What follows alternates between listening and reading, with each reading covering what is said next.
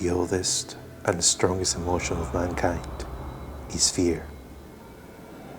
H.P. Lovecraft.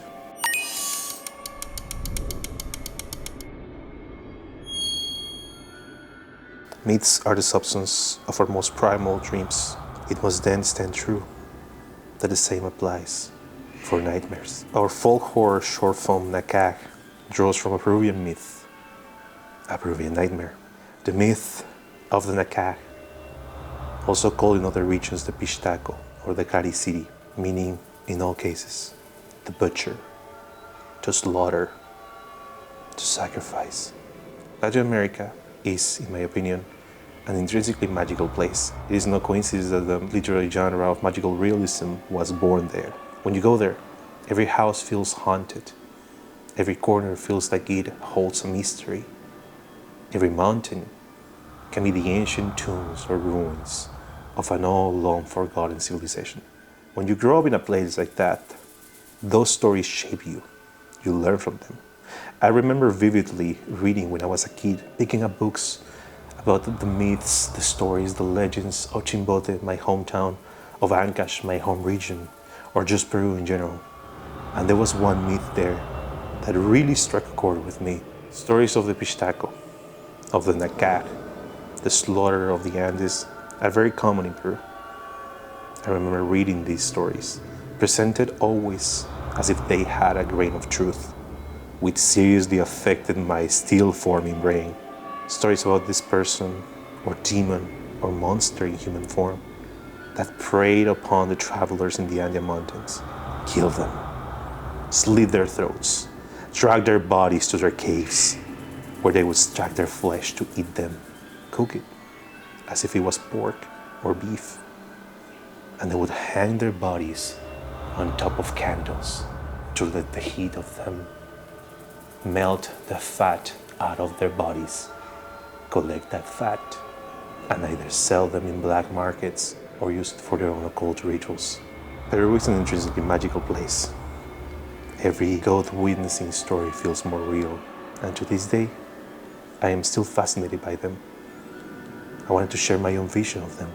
I have always been obsessed with myth as a concept, legend, mythologies. I think that to be a storyteller is to be a forger of legends, and in a way, that was my ambition with Nakaq. It all started when I was in class during my film master's program. I wanted to share a more Peruvian story, something from my own, and I started with a realistic version of the story. The victim was just a victim, captured in this foreign place. The perpetrator, a serial killer, a cannibal, scary, but nothing supernatural. I started with a more grounded story, but I felt like something was lacking there. And then it came to my mind, the rhyme. For he feeds on the fat and the flesh of our kins, and the blood he gives to the gods he serves. For he pursues the... It reminded me of the musicality, of the rhythm of the stories that my grandpa used to tell me when he told me about his youth growing up in the northern rural regions of Ancash, of Chimbote, my hometown. Tell me stories about ghosts, about duendes, about mermaids, about monsters and legends that, up until that point, I felt only existed in books of Greek mythology or Roman myth. But he was telling them as if they were real. And that is how they felt to me. And I think that is the magic of myth. I think that is what finally made me realize what Nakaq should be about. Everything fell into place after that. The story became more abstract, and at the same time, more concrete. It lost its grounded nature, but it gained a more universal atmosphere. The atmosphere of a myth, of a story that could very well be told around a bonfire, sharing with some friends that you travel by foot through the Andean mountains. Beware, my child, do not stray in solitude, lest you be found by the Nakaq. When I got here to the US to get my film master's, I think I, for the first time, understood the struggles of the immigrants. When you're separated from your culture, from the place you've known your entire life, it can really feel strange. You feel alienated, alone, at a small island in the ocean of the unknown. You can even find refuge on your familiar stuff, your culture, your customs, your myths. I know that is what I did. And even that is my experience as a privileged student. What about the people that come as immigrants, undocumented, illegally, with absolutely nothing, leaving everything behind? They have many more struggles, particularly regarding money. And with struggles come desperation. And when you become desperate enough, unfortunately, violence happens.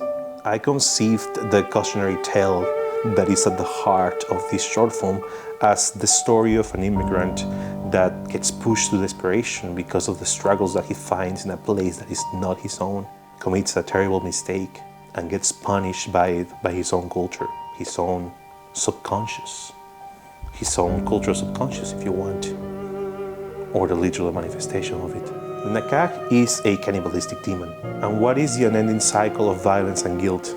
The violence that creates guilt and the guilt that creates violence, if not a cannibalistic demon itself.